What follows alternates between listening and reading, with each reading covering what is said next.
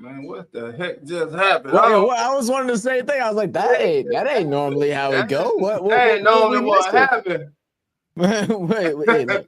We keep it pushing. Well, this is live, baby. That's why it's called live, baby. You know, we always put going. Somebody got them on in the background. Now guess who it is? Guess who it is? It's my crazy ass. Oh, there it is. Crazy ass. It's gone now. See, it's gone now. Oh, what is giving you issues? We live right now. We straight. We good? Everybody? Yeah, we good. We good. We rolling, man. No, it's still echoing. Oh, echo. Oh, I'm not here. I'm not here. Yeah, I was saying I'm not hearing an echo. I don't know what you getting echo from. Oh, see, that ain't our show without a little bit of technical difficulty to start things up. You know what it is. Dolph just doesn't want to talk about the Bills today. So how it sound? It sound normally y'all right now? Yeah. I don't know what you hear.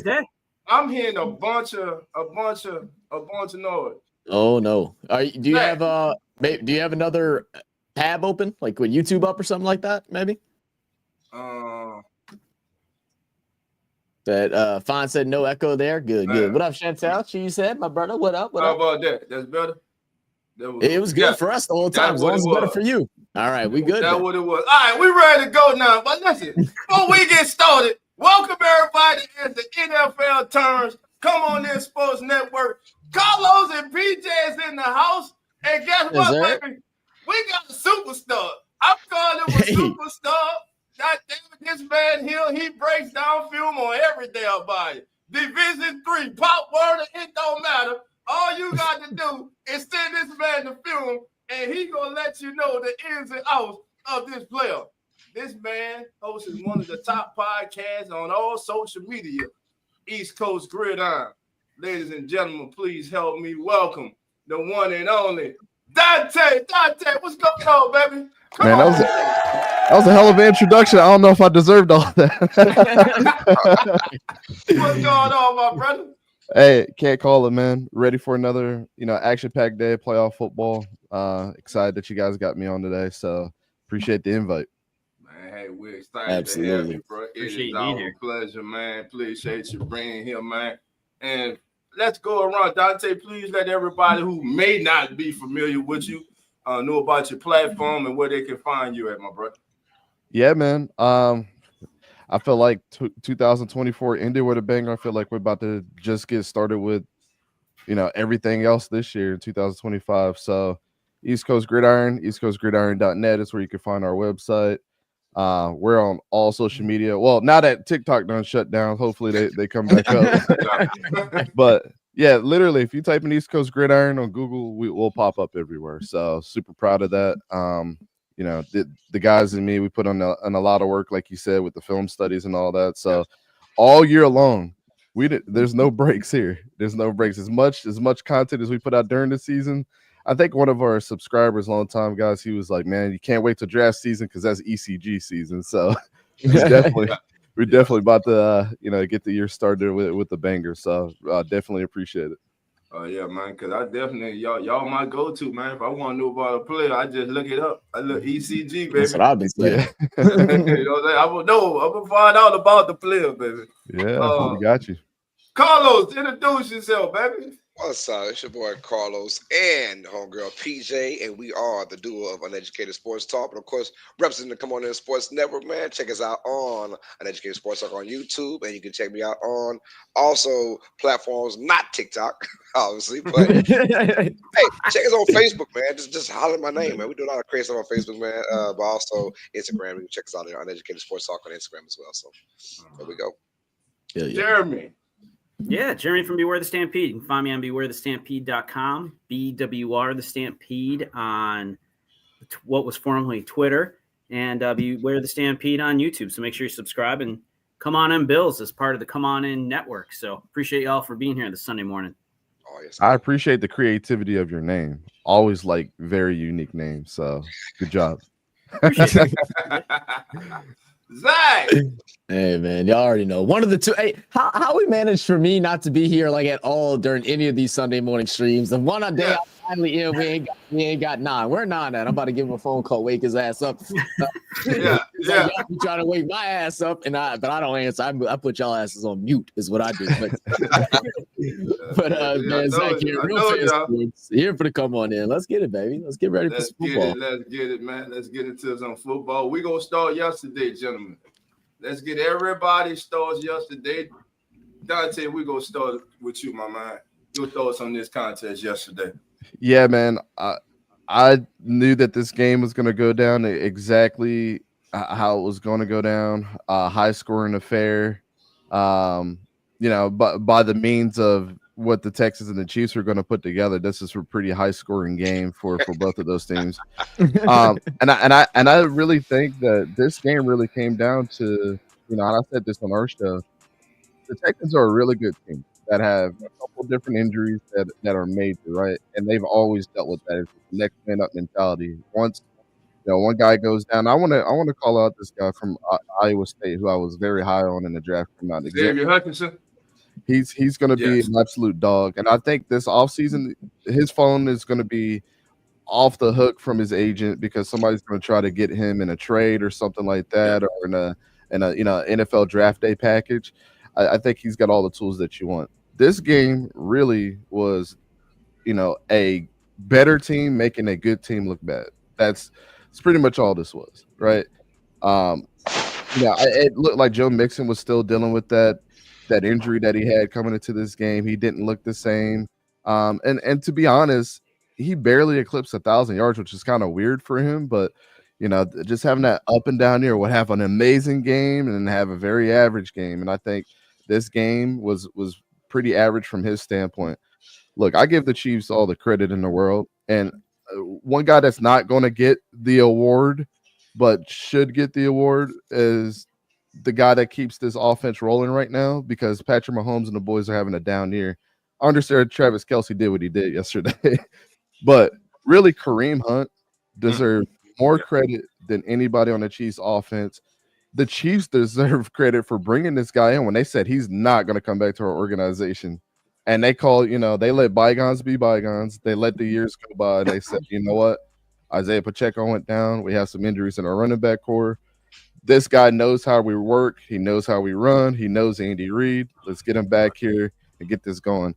There's a reason why they're 15-2, right? And this year, it's been more the defense.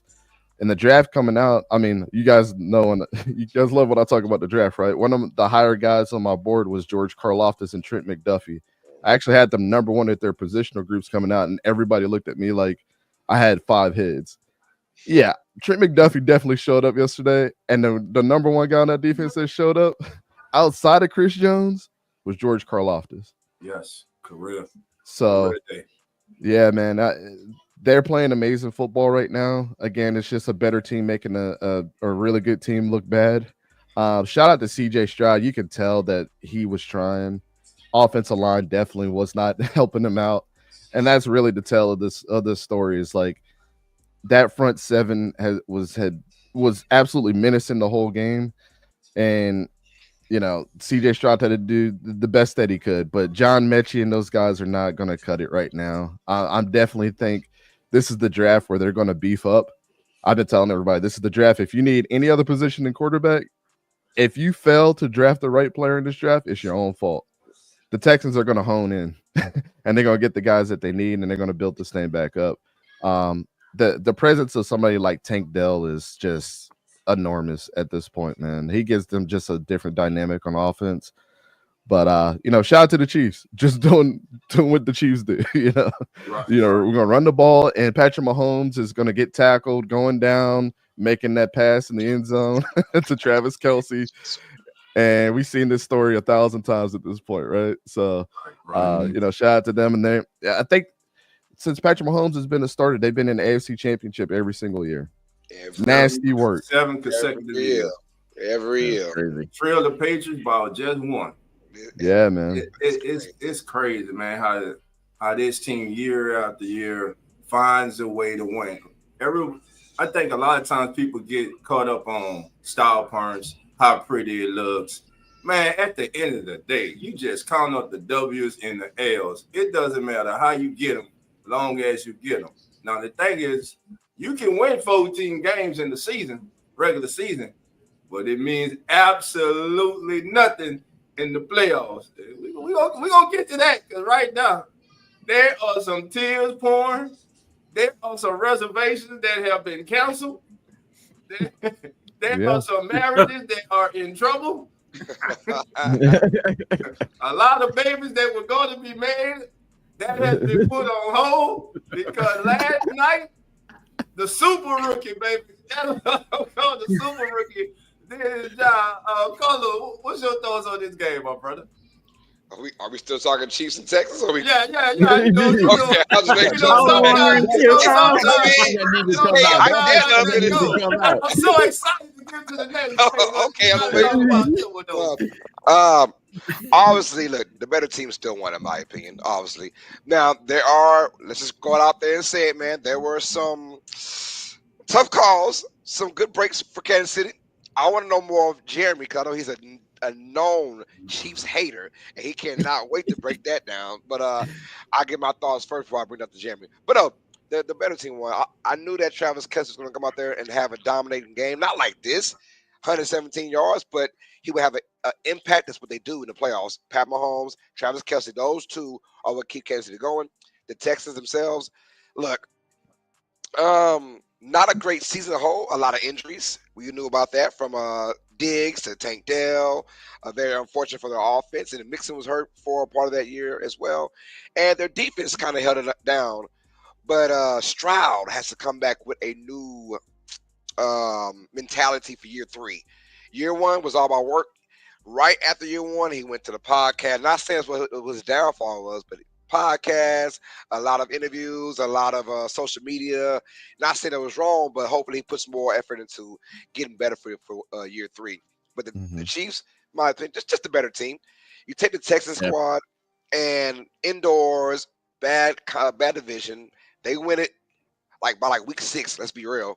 And then they play indoors, and they come out to this frigid temperature. And there's a reason why a team like Houston has gone to 8 straight divisional matchups and lost all 8 in their franchise, because they're just not as good as these top tier teams, a la the Kansas City Chiefs of this year. So thought the Chiefs are better. I mean, the stats won't say it, but it's always been like that the whole entire year, and last year for Kansas City as well. They just know how to win. They went on all 3 phases. You saw where special teams was huge yesterday.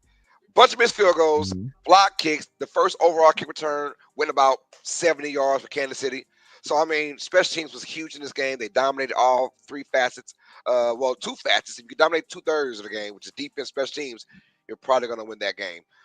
So, Chiefs won. But, Jeremy, I want to get your thoughts, man, on these bad calls from the referees. Now, I'm going to say, even without those bad calls, I believe the Chiefs still win this game. But, boy, all that sliding stuff that the NFL's allowed these QBs to slide the very, very last second, they're calling these flags. And that play with Mahomes sliding, that was huge, because he was a runner by that time. He was a runner. He didn't even get hit, if we're being honest. He didn't get hit. It was friendly fire. Jeremy, what's your thoughts on the Chiefs getting those lucky breaks, man? I mean, look, it's the Chiefs. It's the way it seems to always go when the Chiefs play. The refs always seem to give them the calls. I don't want to say things are rigged, because I don't necessarily think it's rigged, but man, it's just every time somebody plays the Chiefs and there's one of those calls, it always goes their way. And I see all these things on Twitter, and it's like, man, maybe Patrick Mahomes really is hanging out with the refs after the games all the time, right? Like, what sucks is when there's a bad call, and I agree with you, Carlos. Regardless of the calls, I don't think the outcome of this game changes, right? But what bothers me, and I watched a lot of football yesterday, but I want to say it was the Commanders game, right, where they made the wrong call, but you can't reverse it once the call is made, right, if it's the wrong call. I hate that rule, first of all, because I don't think it should go both ways, right? Like, it should go both ways. It shouldn't be one way or the other. If the refs make the wrong call, you should be able to overturn it. If we're going to use replay assistant and all that. You talking about that face mask? That wasn't a face mask, correct? Yeah, right. I mean, now granted, they did say, and there were calls that kind of evened it out, so to speak. But the reality of it is, that's why we have it, right? To make the game better, make it more fair and more equitable. So regardless of the calls, and there were bad calls. I mean, the refs completely screwed some of those calls up in the Chiefs game for sure, especially that one when he was running. But the Texans were just overmatched. I mean, Kelsey showed he came back to his true playoff form. He just seems to go off in the playoffs. Patrick Mahomes will always find him. And the Chiefs are the Chiefs. I mean, I hate to admit it, obviously as a Bills fan, but here we are again, watching the Chiefs roll in. So it'll be interesting after tonight to see who's going to get to take them on, whether it's my beloved Bills or the Ravens. And God, I hope it's the Bills because I can't handle a loss. Y'all won't see me for weeks if that's the case. So I know you all. We check Jeremy out next year, next divisional round. We'll get Jeremy yet. Yeah, I'm looking at Houston, and out of that second half, they had an amazing 15-play drive. They scored a touchdown, and what happened right after that? Boop! Missed extra point. You put yourself in those situations, man, and against the Chiefs, you can't do that. No. Especially against Kansas City. I mean, blocked field goals, missed extra points, missed field goals, bad special team play overall. You've got to kind of play your perfect game against Kansas City in the situation that you're in. Zach, about this team, I mean, how does Kansas City still amaze people with the style play, which isn't that good, but they still find ways to win, man?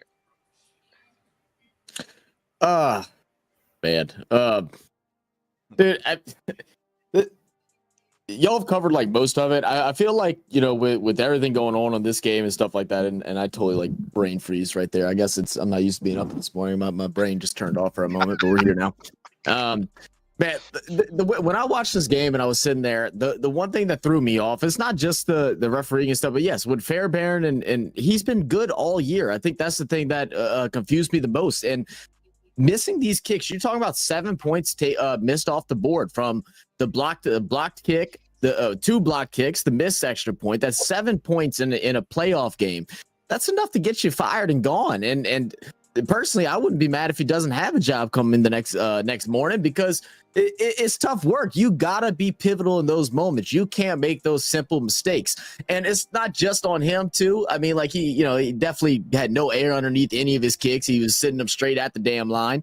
But the blockers, special teams, they weren't doing much to help with it either. They were allowing guys to run straight through like it was nothing.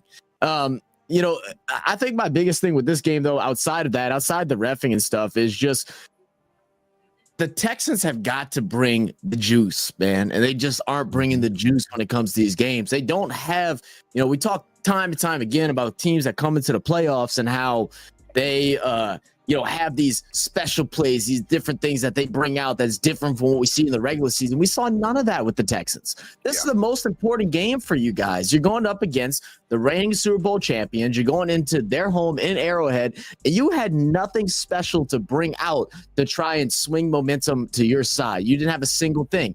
The play calling, in my opinion, was done quite poorly. We had on there, I think it was a 4th and whatever play down near the red zone. They line up 3 wide receivers on the left side. They have Schultz stay back to block, which, by the way, he missed the block because he was just he was just touching people. He wasn't blocking. He was just giving high fives, playing patty cake. But they have the 3 wide receivers on the left side, and all of them run routes to the left.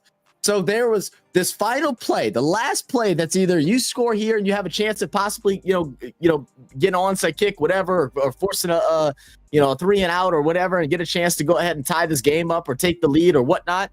Your best play design that you have, the most important play of the game, is 3 receivers running routes to all the same side on the left, where you look at the defense, they had 3 players on the defense that were just sitting here like, they had nowhere to go. There was nothing for them to do. They sitting there and just like, oh, y'all making this easy for us. You allowing 2 guys to defend 3 people. It's stupid. It's asinine. Like I just don't understand the play calling in these big moments. DeMeco Ryan, we talk so highly of his, and I still am a huge DeMeco Ryans fan as a coach, and what CJ Stroud has done. And I agree with what Dante said earlier. I think he really was going out there and the line wasn't helping him. He was trying to make plays, but he also had some silly mistakes where just lofting the ball up. He should have got picked off. He should have at least 1 interception, if not 2 of them. He was sacked 8 times, but there was nothing changed. It was just repeat. oh, this ain't working. Let's go ahead and just try it again. Maybe it'll work this time.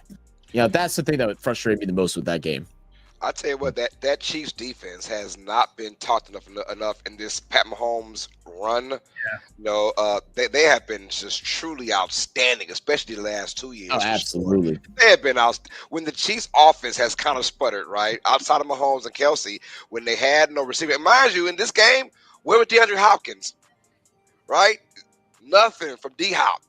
But it tells you how good this Chiefs defense is, regardless. The only game they've given up over 30 points was to Jeremy's Bills earlier in the year, and that's been on a 2-year streak now of not allowing more than 30 points in a game, except for one team. So this Chiefs defense has just been outstanding.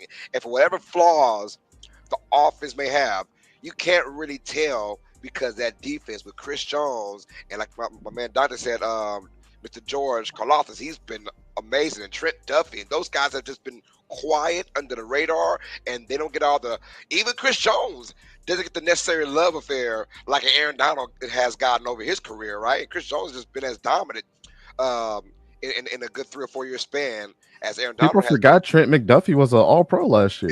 Exactly, and you don't see it because they were so focused on Snead, who by the way is gone in Tennessee, right? And they just kept things rocking and rolling. Right, but this Chiefs defense, and we gotta give Spagnuolo a lot of credit, man, because he has got that team, that side of the ball ready to rock and roll every single. And knows how to develop the players from a young age too, straight out the draft. That's the craziest thing about it.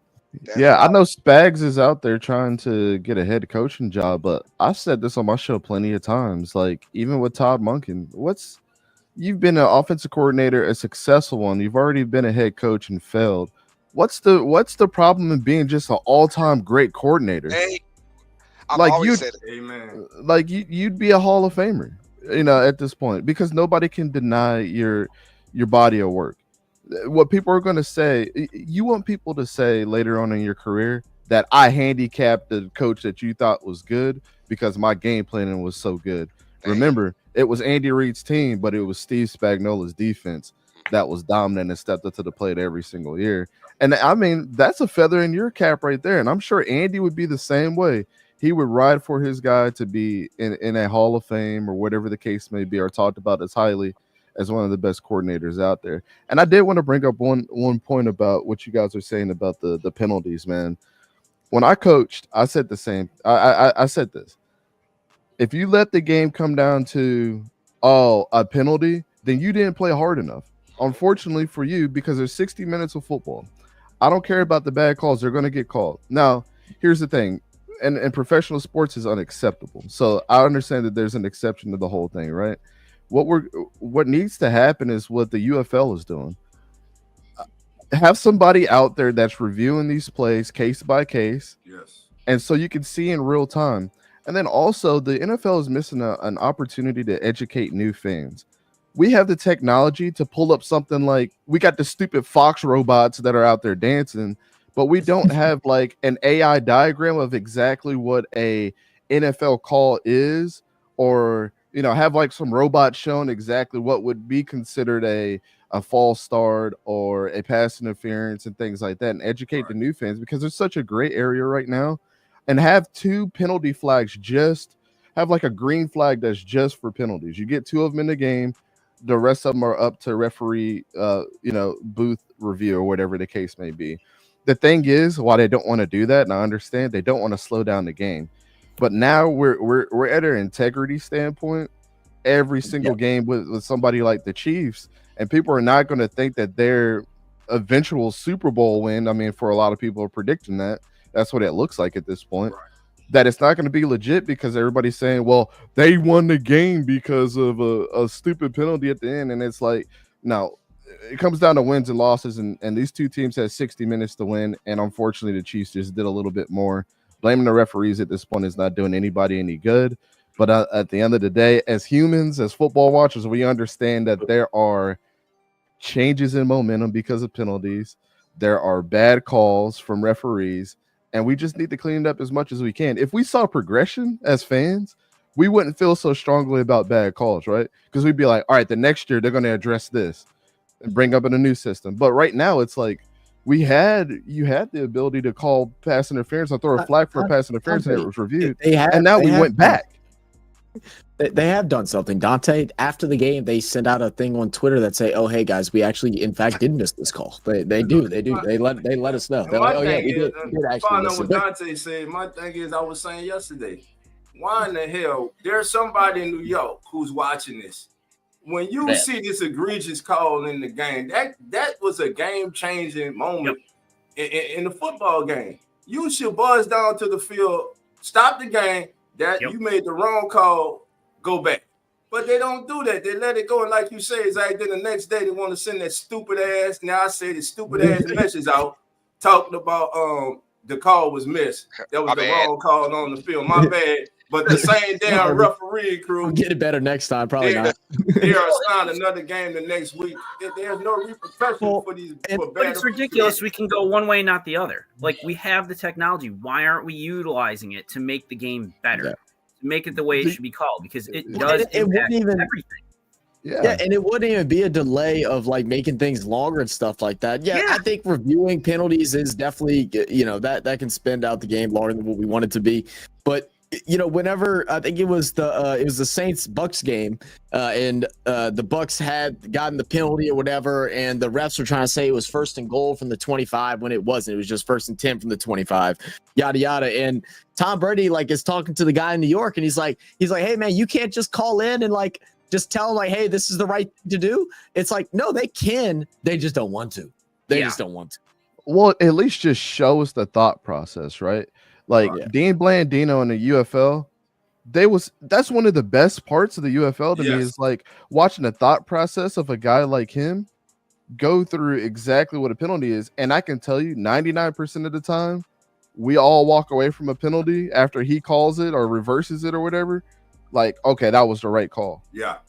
And the integrity of the game right there has been resolved. And now the NFL is saying that they're using the UFL as kind of a testing ground for a lot of rules, but they don't want to implement that. I'm tired of hearing Mike Pereira even in his explanation, get it wrong. And we're all just look at him like, are you serious, Mike?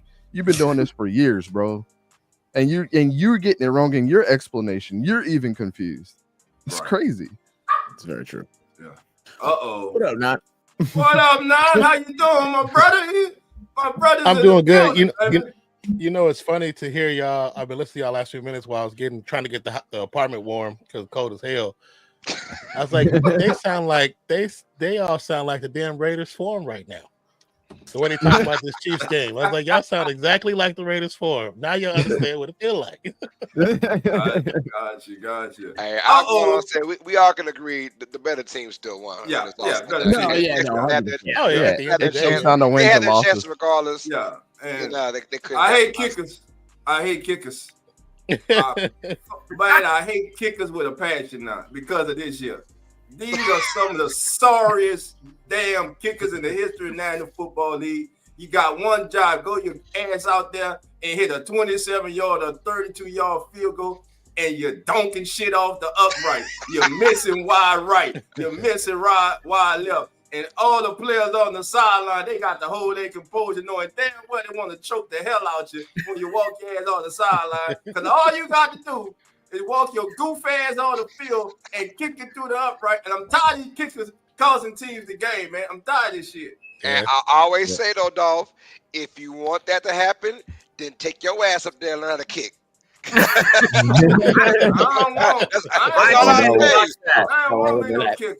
and also don't put your chances with the kicker. Take care of business before that. Yeah, get your ass down in the soccer field. Yeah, take care of your business. But I'm saying though, bro, when you made drive down the field, bro. I mean, this is it, bro. You got a field goal range. You ain't got him giving him a 50, 60 yard attempt. You get him like a 30, 20 yard, and then everyone's got their the kicker's either you make it or miss it. Offense, you either score 6, score 3, or nothing. So if we had it a perfect way, then it'll always be 6 points, from the offense, and then extra point from 33 yards. It doesn't happen like that. So everyone's got to do their jobs to win these games, not just the kicker. If you want to learn to kick, if you want to kick, Carlos, learn yourself, Carlos, man. Carlos, stop making excuses for these damn kickers, bro. Hey, that's a tough thing to do. That's all I'm saying. Bro, they've been training I'm their not a entire kicker, career to do and that. I don't have bro. love. I understand it's I know not how easy, tough bro. it is. I know it's not easy. I know it's You're not on an easy, island bro. by yourself. I'm gonna stay on this island on the Misfits toys by myself. No, I'm talking about the kicker. The kicker's on an island. He is either he's the GOAT or he's the opposite of the GOAT, the little bird, whatever that is. Well, Right? So I always try to see it from both aspects, right? Mhm. Just put myself, if I was on the field, if I was coaching these guys, like, just to be fair. So from one aspect, I agree with both sides. Like, it's your job. This is all that you do on surface level, whatever. This is what you practice all week long to get to this moment. But on the other side of that, kickers are always in a high pressure situation because their only goal is not going out there and catching a 5-yard pass. Their goal is to put points up on the board, right? It's either you put points up or you don't. So with the pressure of that already, I understand. We are at an all-time low of how many times that we've seen a kicker come out. Y'all realize that, right? Because of so many teams are so ballsy and going for it on fourth down. Yeah. Let's think about Jake Elliott, right? Jake Elliott, if it's 4th and 1, Jake Elliott is not coming out there. They're about to tush push. He ain't even warming up. Get that extra He's not even warming up. So selfishly, you take away his high pressure moment because you know that I'm not coming out there on a traditional 4th down. Back in the day, in the 90s, early 2000s, we ain't going for it. We about to kick this and put points up on the board, right? Even if it's 65 yards away. Correct. So that's why people like Sebastian Janikowski and those guys were so good, is because they were always put in a position to do that. There was no, we're going to go for it. They had actual game time practice. And I'll tell you what, to blocking those kicks, they've gotten a lot more exotic over the last decade and change, blocking these kicks now. Yeah. So, I mean, it puts a lot more pressure with these guys barreling down. Mind you, D tackles are now running 4.6 speed, 4.7 speed. I mean, it's scary, man. I'll tell you this. All you have to do is go pull up the stats from a couple years ago. The 30 kicker a year, or 30 kicks a year kicker is non-existent. Yeah. We used to see 30 and 40 kicks a year. It's in the 20s, man. Like Jake Bates is one of the best kickers in the NFL coming over for the UFL and like is money most of the time. He only had 28 kicks this year. Because the Lions, that's a lot for Lions kickers. Yeah, I know, right? Maybe 4th and 20 from the 22, and they'd be like, damn, you know what? I think we can get it. I think we can get that shit. But even going for it on 2-point conversions too. Like they do that just to do it. I'm like, there was no reason to even go for 2-point. They're just trying to people just dropping the nuts and saying that we're just gonna go for it because we know that we can. Like, you're taking that opportunity away from your kicker, and then you want to blame him on the other hand when he misses. Like, dude, I just been sitting on the sidelines cold the whole game. Like, what you mean? I mean, I 100% agree, and I think that is what takes away their reps. You take away their actual practice, their actual game time practice. When you practice on the practice field, you're practicing your air. There's nobody coming against you. There's none of that stuff. So when you come into the game time, and I ain't kicked all game, and now you want me to win the game, and I've been sitting for 40 minutes cold, man. All y'all kiss my ass. Man, I ain't lying, man. I know they got technology to keep your stuff warm, but I promise you, man, like you sitting down and you go to kick with a soccer cleat on, your foot is a damn icicle. It and I'm just talking with the weather that we have here in Louisiana, which don't get that cold. Like, we're just talking, upper 30s and stuff. I playing soccer as a kid and stuff like that. We had games where my coach tried to put me in at the second half, and I've just been sitting on the sideline keeping the damn bench warm. My feet are freezing. He puts me out of the game. He's like, "Oh, but what are you doing? Why aren't you making that kick?" I said, "I can't feel my toes, coach. Like, what do you want me to do?" They're numb, coach. I'm trying. I didn't mean to take the discussion off course, but I just thought that was important just to know. But you had a good point, so even though Dolph don't agree with it. That's okay. Dolph ain't playing, so he don't understand. He's like, I ain't even arguing no more. 1, 2, 3, 4, 5. I disagree with all y'all ass. It was a good snap. It was a good snap. It was a good hole, and his ass just missed the kick, man. I don't want to hear all that, man. It's called being cold. He was literally cold. What about the two that were everybody ain't cold? No, everybody ain't cold. That's a bad statement. Everybody ain't cold. Man, stop making excuses, bro. Y'all make excuses. Okay.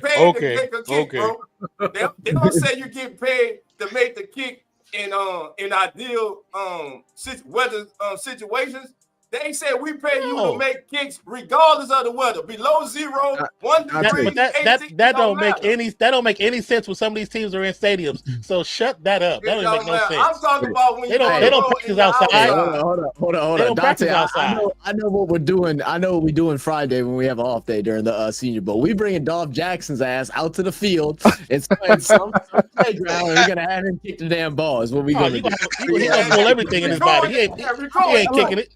Hey, I'll put helium in it too, and I bet you don't get it off. You pull something. I bet you pull something. You gonna kick something. Your ass to the ground. That's what you gonna kick. Your ass to the ground. How many attempts I get? You get one. How many you want? You get one, just like real life. Man, pay me like they getting paid in real life.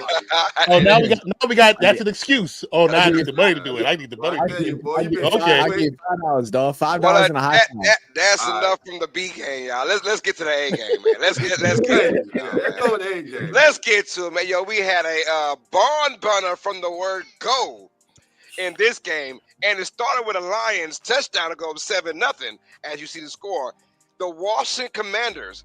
45 points putting on this Lions team as they advance to the NFC Conference Championship game with a 45-31 victory over the Detroit Lions. What can we not say more about Jaden Daniels and what he's done for this franchise in year one? Yo, I'll start with you first, Nine. Is this the greatest rookie season from a quarterback we've ever seen? I mean, right now, yeah, I'd say yeah. I mean, he's gotten the furthest. He potentially could be into a Super Bowl very soon. So if he gets there, it's the greatest because no rookie quarterback has gotten there. Yeah, only 5 have gotten to the NFC title game or the conference title game. What we looked at it the other day. It was Ben Purdy, Jaden. Who was the other two? Mark Sanchez. And there was a guy that I don't know. It's for my time. I think it was Dan Marino. Who was the last one? Crazy. Yeah. Crazy. Almost 300. We'll say 300. How about sounds better? 300 yards passing, 50 plus yards rushing. He got everyone involved. The scheme was great. Everyone. And I said this last week. Although shout out to Dolph. Dolph was the only one that actually picked him to win. Shout out to Dolph and that pick. But I did say this was the team that the Lions did not want to see because the Rams and the Vikings, we all knew they had some issues on offense any point of the year. There were some liabilities on offense. You see this Commanders offense with Jaden Daniels running that ship. There's not that many liabilities, man. He can run it. He can throw it. He can make it happen. This kid is wise beyond his years. And once again, he has proven to us that he might have had the greatest rookie season ever. And we thought we said the same about Stroud last year. And he has just completely dominated that over this year. 45-31. But let's talk about the Lions. 15 wins, their best season ever in their franchise. This was the year, Dolph. This was the year for Detroit. I mean, we was all sipping that Kool-Aid, and rightfully so. But I'll tell you what, before I let it go, injuries play a part. And the Lions, as far as they got, they knew how to play one way because of the crazy amount of injuries they had in this game. Next man up mentality. But, boy, what about this Lions team that's kind of sad for this year, man? First of all, I feel my pain and my condolences go out to Lions Nation. A fan base that has been starving for decades for a opportunity to get to the Super Bowl, and it looked like this year was the year. And like you said, man, they had a multitude of injuries that hit them this year on the defensive side of the ball. They still won 14 games in the regular season. They still secured the #1 seed. They still had home field advantage last night.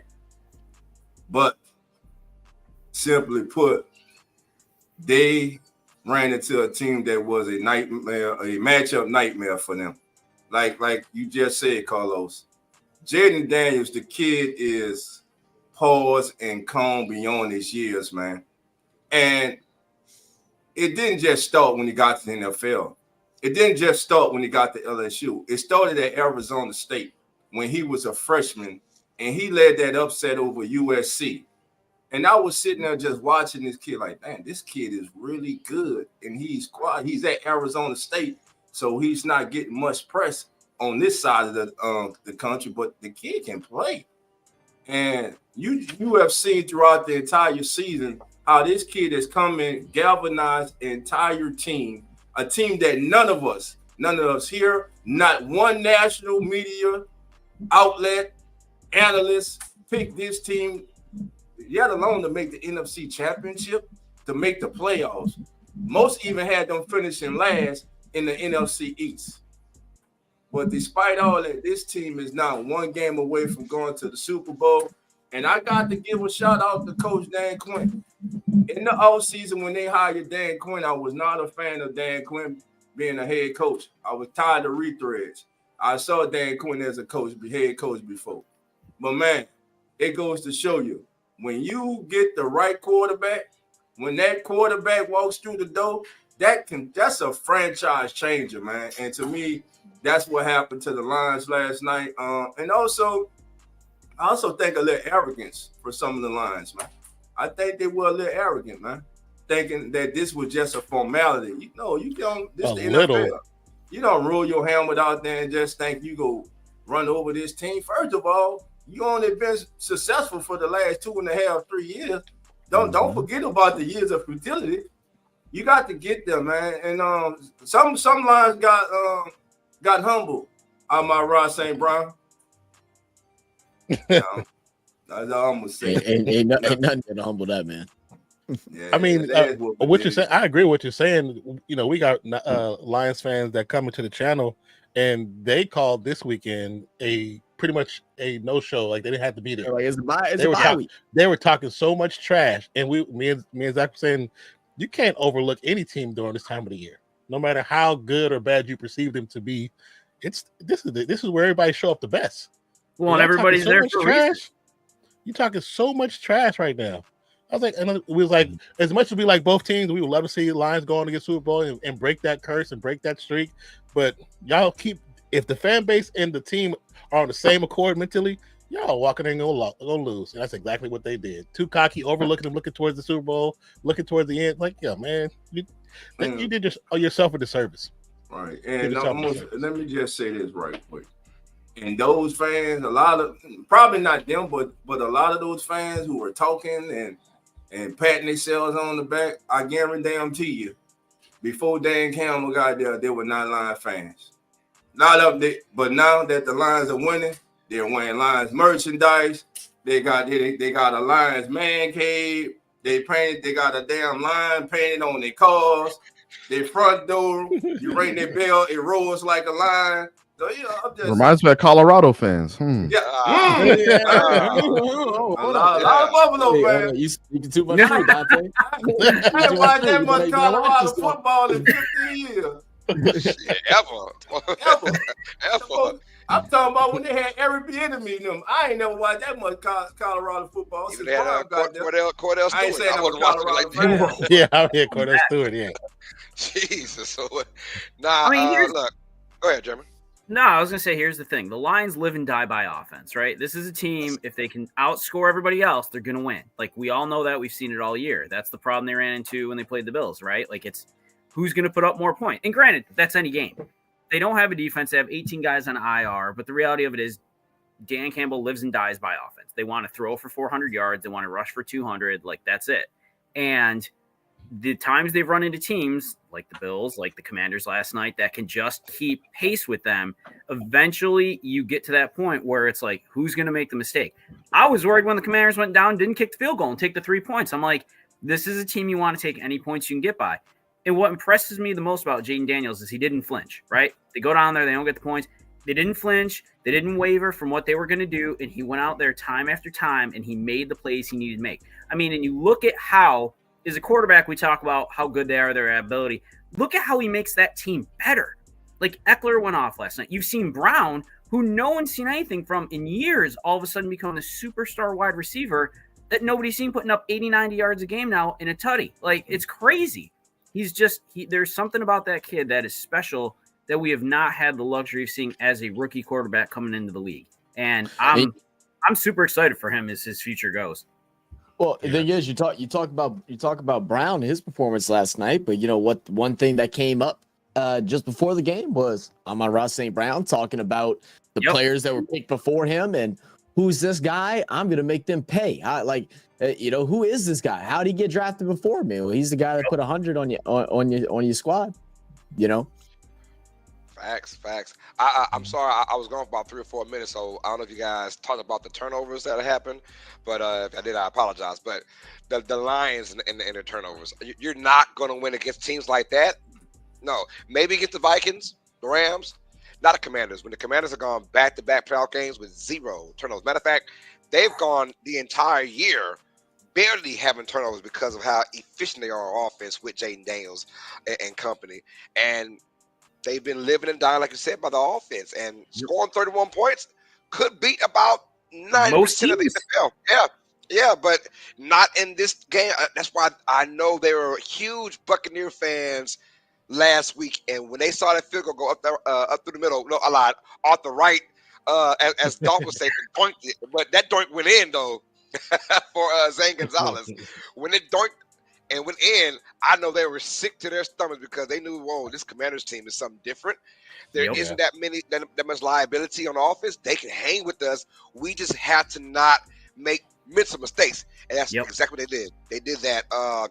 Jared Goff, the one before halftime was like truly disgusting to me. I was like, come on. Like, you knew what kind of game this would be. Get your points when it's all said and done. Don't force him, and he did. 3 interceptions, I believe, in the fumble by Jared Goff? Or no, 3 interceptions, 1 from a receiver. Williams, right, through the interception on that trick play. It's like, what are we doing? What are we doing here? Like, so you kind of got a character, man. But shout out to the Commanders, bro. That's now still back-to-back games in the playoffs against Tampa Bay and Detroit. No turnovers. And is it clear to say whoever wins out of these Eagles and Rams, Washington might be favorite? I said it last week too. I think so. It all depends on them. They'll be on the road for both those games, but it doesn't matter to them. Yeah. No, they don't care who they're playing right now. They don't care. It doesn't matter, man.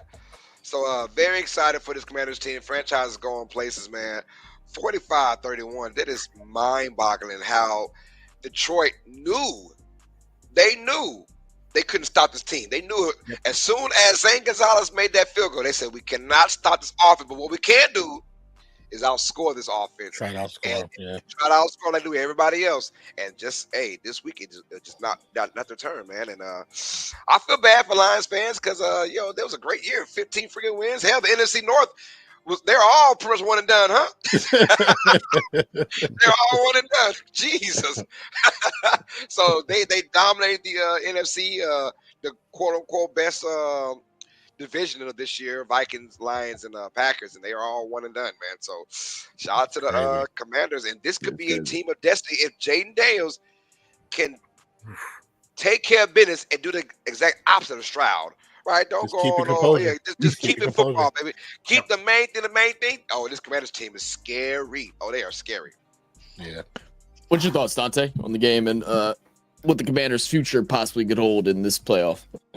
I think this is kind of a showcase on if teams really want Ben Johnson or not. And I always have my reservations. So through the X's and the O's, the one thing that I didn't understand what he was doing is he was flipping the same play on all 3 of those interceptions. He was running a sticks concept and having a guy run right up the seam, and it got picked off 3 times. Okay. And I'm like, what are we doing? I mean, outside of, those 4 picks, one happened from Jameson Williams, which I absolutely don't understand. When you're down in the game, that you're trusting your wide receiver to not only roll out, which looked fine, just keep rolling out, Jameson. You're faster than everybody on the field. No way to pass it, but he's still going to pass it and get intercepted. Like, why would you leave the fate of your team's chances in his hands? Thank you. I'll Thank never you. understand that, and I think that's a black eye on Ben Johnson, and I think he needs to stay at least one more year and figure it out, because I don't think anybody lost this game outside of him. I think on both sides of the field, this game was the most well-balanced game I've probably have ever watched when it comes to team, players stepping up, teams stepping up to the plate. Jane Daniels had a hell of a game, but let's not forget Brian Robinson had the game of his life. Let's not forget that Austin Eckler showed up finally. Yeah. Let's not forget that Diami Brown has been just a 9-route monster his whole career. And the reason why he wasn't good is because he couldn't run the routes that were outside of just running down the field. And he showed you a little bit of what he's about. So his maturation process. And then Terry McLaurin, like, people down and counted out this guy. And if he didn't underappreciated wide receiver, man. If he didn't enter the conversation at least to be a top 8 receiver last night, I don't know how people are ranking wide receivers. This is just out of respect for him. He shows up when the time is the time is right. But the one play that changed us all around, and I think it's just that Dan Quinn mentality, is we're gonna play hard for 60 minutes of football. Frankie Louvu and Jeremy Chin being not on the Panthers anymore and being on this team was the biggest mistake the Panthers have ever made. Frankie Louvu had a career year last year, and now he's on a contending team, and he's showing you that he's not going to let this up. That hit that he laid on Jared Goff, I'm sorry. I was a former quarterback. I'm going to put it like this. I expect dudes to hit me like that and mean it. Yes. People need to stop having, soft asses about this. Like, Frankie Louvu was the guy last night. Wait, he 9 was tackles, everywhere. 5 solos. Big six. Yep. Big six. Yep. When he blasted him. And you heard the commentators saying, "Oh man, that should have been a flag." I'm like, God, good God, No, really? No. They said on a pick six, the quarterback is deemed defenseless regardless. Yo, really? Well, he's in the way trying to tackle me. He's trying to tackle. Yeah, knock his ass out, man. Quarterback saying. Yeah. And I know we were naming offensive players. Zach Ertz too. Zach Ertz, the resurgence he had the last 4 or 5 weeks as the number 1 tight end now for the team. Yeah, it's been amazing, bro. Yeah, Carlos, you know what I said at the end of the game? I said the 2 guys that are going to carry this team to a Super Bowl, if that's the case, is 2 guys that have already been and done that. Zach Ertz and Bobby Wagner. Yes. You have 2 of the best captains on your team. Zach Ertz is definitely a locker room guy. The way, and as I was talking about at the end of the game, what made me so happy for Jaden, he was in the moment, and Zach Ertz and Bobby Wagner came over, and they were walking with him with their arm around him going into the tunnel, bro. Because they know it's about to be game time. Right there, like, is the epitome of why we love this game. Just from those 2 guys. Yeah, they're going to carry their team to victory, man. And if they don't, they're going to run it back. Bobby Wagner's going to be like, I'm coming back. Zach Ertz is like, man, I was thinking about retirement. I'm coming back, man, because I believe in this team. So if you weren't excited about anything and you didn't watch that little moment last night, I had to call it out for everybody, because those 2 dudes, those are the 2 best captains on your team that are going to help them propel themselves. You think this week's practice is going to be a joke? Bobby Wagner is going to make sure that you're not lazy this week. Zach Ertz is going to get in your ass this week. Like, it's game time. We're going to the NFC Championship, and they know what what the pedigree is like to win. They were on the elite teams, and the thing about this, man, their teams are so young. Yes. This team is so young. If they don't win it this year, it's not sour grapes. We got a free agency period and a draft of drafts when it comes to positional value to help our team propel to a Super Bowl next year. And they got a ton of money. They got a ton of money because they're going to let some of these guys go that have been on these weak contracts. And look, Jerzon Newton, they drafted him last year, and I was like, why would they bring another defensive tackle in? They're going to let one of these guys that cost them a lot of money just walk. And they're going to utilize it for something else. There we go. I don't know. If I was Cliff Kingsbury, I'd be pulling him in the room this week too. If I was Zach Ertz or Bobby Wagner, I'd be pulling them in and be like, look, let's run this thing back, man. And he said he wasn't interviewing this week. He said, I'm not interviewing for no head coaching position until we get done what we got to get done. Hey, Kellen Moore, take notes. Kellen Moore, take notes. I'm just being serious. Like, you can't distract your team when they're so close to greatness. Aaron Glenn, Glenn, Ben Johnson, take notes. Yeah, they all interviewed. Interviewed, man. Not I think what Cliff did, man, and when he gets a head coaching position, I think all of us on the panel are going to be like, he did it the right way.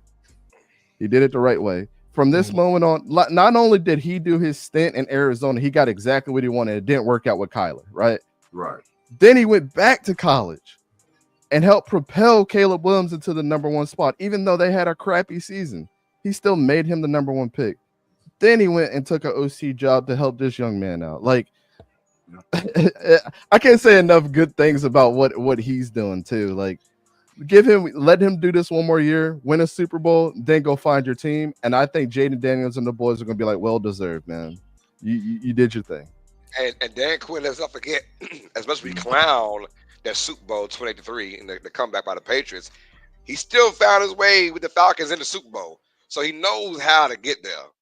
Yeah, so that's also huge because you think about Sean McVay and Nick Sirianni and that, and those are the two other coaches who've been to the Super Bowl, and of course we have on the other side, obviously Andy Reid.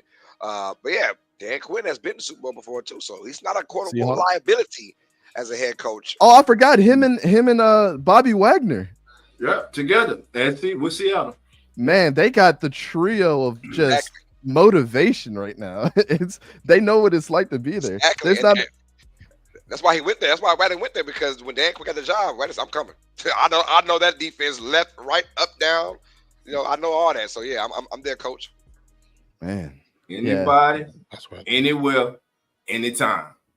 That's their motto, baby. That's their motto. And I'm telling you right now, man, what they have done this season, again, it's very impressive. And again, I got to give shout out to Dan Quinn, man. Hey, wasn't the icing on the cake? Yeah, go ahead. On the cake if they change their name back to the Redskins next year and win the Super Bowl. Hey, I kind of hear that they're supposed to be doing that, man. I'm hearing that too. That's what everybody in the city is voting for. Has voted for it, bro. Man, wouldn't it be the icing on the cake though?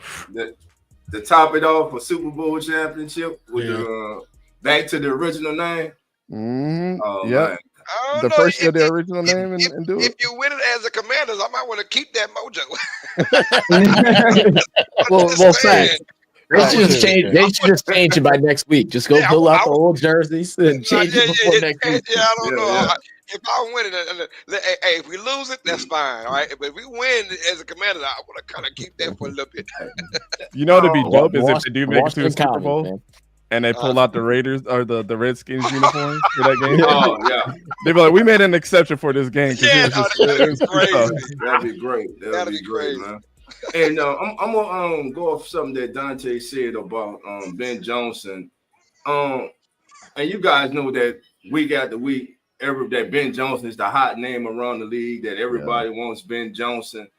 And to me, I've been saying all season, I don't want someone that's turned down multiple opportunities to be a head coach in the National Football League. Every situation is not going to be perfect. First of all, if a team is looking for a head coach, that means they got problems. You know, you got financial problems, you got a roster problem, you could have management problem, ownership problems, culture. Culture. Yeah, there are only 32 of them.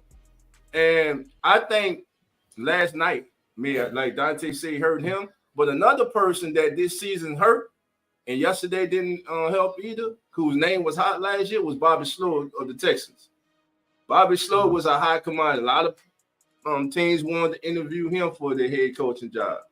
To me, it's like we said earlier in the show. When we're speaking about Spagnuolo, sometimes it's just best to be a coordinator and be one of the greatest at coordinators in the history of the National Football League. There's nothing wrong. Everybody's not built and meant to be a leader, be a head coach, man. It's not for everyone.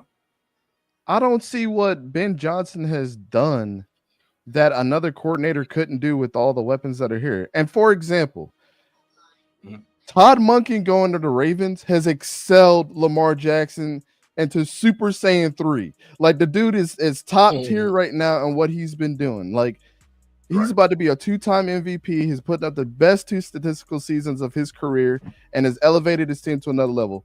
I don't care what everybody wants to say about Derrick Henry. Like, that's great. He fit right into what they were doing, and he was probably the missing piece. But how do you have a statistical season that you've been having with that guy on your team? The other guy that I'll say is Liam Cohen. Liam Cohen from the Buccaneers has elevated their team, elevated Baker Mayfield into his all-time contract with the Tampa Bay Buccaneers. If we're talking about 2 offensive guys that should be getting a head coaching position, they should be at the top, and Ben Johnson should be down here. I will always make that case because I don't see what Ben Johnson has done to elevate them. Aaron Glenn, on the other hand, has had to deal with injuries and still elevated his defense. So if I'm talking about guys that I might want to hire, it might be Aaron Glenn over Ben Johnson. I think he's just a little overrated. I said as a Saints fan, I want Aaron Glenn. I think that's where Aaron's going, man. I think that's what I want. You know, he's got the pieces on the defense to do that too. That's who I want. I want someone that's going to lead men. Not just be a good OC turned head coach. I mean, Ben Johnson, I don't know his deal when he becomes a head coach. I don't know, but like we all said, some folks are just great at being coordinators, man. I want to ask you guys something about Sam Laporta, and we were talking about this on our stream last night.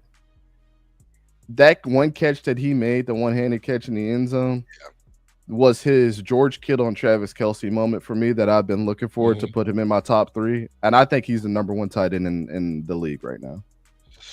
Very nice. Ooh. I mean, he just needed that moment for me. George and Travis already had their moment of that. That kind of solidified it for me. Yeah, I mean, you got those guys, especially Kittle and Travis Kelce. They're up in age now, and we already saw Kelce dip down numbers wise this regular season, and Kittle's injuries were part of that as well. But yeah, Sam Laporta is looking to be that guy. That offense will make you shine, especially in the tight end position. And he's young enough, very very young, to take those reins. But then I'm looking at Brock Bowers might be my tight end one. Brock Bowers, that's a bad move. I mean, I don't buy Ricky. Get in the right QB and a better system. Yeah, man, Brock Bowers, that dude. I mean, I have him in my top 3 right now. I just don't have him number 1. I want to see one more year of work. Just out of respect for him. But like Brock Bowers, I don't buy rookie jerseys, man. I don't. I get hard pressed. I don't want to put the bad juju on him. But he's the most. I had him number 1 on my big board, and I was confident, and it was not close. And I told everybody, I was like, he's a can't miss prospect. If he got drafted number 1 overall, I wouldn't have been mad. Exactly. And that dude is otherworldly, man. He's a future Hall of Famer right now. People just don't understand how good that kid is in all aspects of the game. And I'm glad that he broke pretty much every single tight end record this year. Yeah. Right, his first year. On a crappy ass Raiders team. No offense, man. No, none taken. Because that's what I was rooting for him.